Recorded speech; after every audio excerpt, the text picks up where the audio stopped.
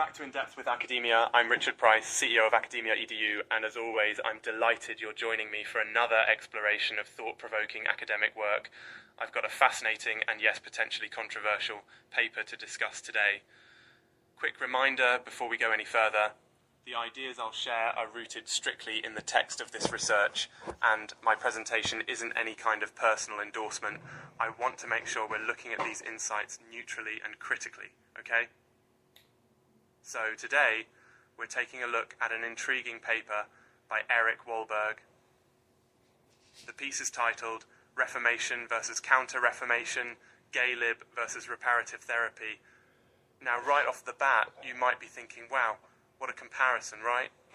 Wahlberg draws an analogy between the seismic cultural shifts of the European Reformation and Counter-Reformation and contemporary conflicts over sexuality, specifically the Gaylib movement and what's sometimes called reparative therapy. So, what's at the heart of this paper? What's the core question? Essentially, Wahlberg asks, was gay liberation, the movement to affirm and normalize homosexuality, a true act of liberation? Or is it, as he provocatively suggests, a misstep, perhaps even a symptom of broader social dysfunction? And does the suppression of reparative therapy represent a kind of modern counter-reformation, silencing alternative approaches to sexuality and psychological healing? Big questions. And really, these questions are significant because whatever your standpoint, the way society frames sexuality, identity, and therapy shapes our laws, our families, even our very sense of self. So let's walk through the key arguments and findings, again, neutrally. Wahlberg starts out with this idea of fixation, drawing on Freud and even Marx, where he suggests that sexual preferences emerge from early developmental experiences, particularly the relationship between mother, father, and child. In Wahlberg's view, and echoing early psychoanalysts, homosexuality is framed as a developmental disorder, rooted in issues like absent father figures and overbearing mothers.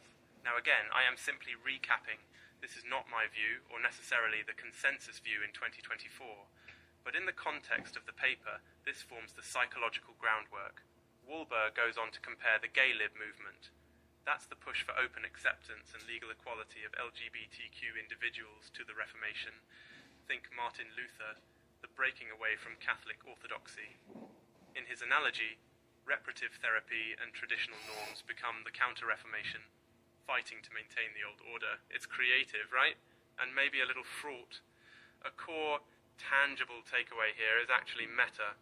Wahlberg's urging us to reflect on what happens when a new social paradigm takes hold, sometimes suppressing the previous one so completely that debate, real honest debate, gets stifled. He argues that the official affirmation of homosexuality as healthy happened not just through science, but via political and social revolution.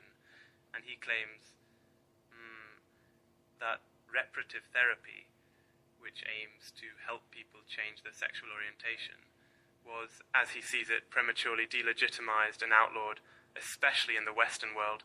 He expresses concern that individuals who are unhappy with their sexuality have lost access to therapeutic options. He even draws parallels between homosexuality and addiction, suggesting both arise from dysfunctional family dynamics and can be treated. But he's quick to note the analogy, not identity there. Is there a solution, according to Wahlberg? He suggests returning to what he sees as the crucial role of father-son bonding, and, at the very least, allowing for multiple approaches to therapy, whether affirming or reparative, so people can have choice. He also, somewhat pessimistically, wonders if our societal embrace of sexual fluidity and non-traditional family forms is, a degeneration rather than progress.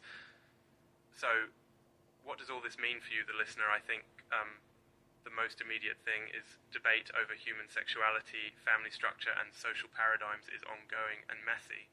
Academic research doesn't offer final answers, only perspectives shaped by culture, history, and sometimes very idiosyncratic personal views. Whether you're deciding how to raise your kids, what kind of therapy to pursue, or just opening your mind to different opinions, Wahlberg's paper is a case study in how intellectual and political shifts shape our lives. Quick digression. This whole idea of paradigm shifts reminds me years ago my neighbour switched from vinyl to digital music and would not stop talking about how nothing else was real music anymore. I mean, what is it with humans and clinging to our preferred ways of seeing the world, huh? Anyway, as always, I want to remind you, academic research, especially on hot-button social topics, is not and should not be your only guide. Use it as one input, not gospel truth. Wahlberg's argument is one side. There are many papers that take different, even opposite positions. Explore, ask questions, and reflect on what resonates for your life and community. Thanks for tuning in to Indepth with Academia.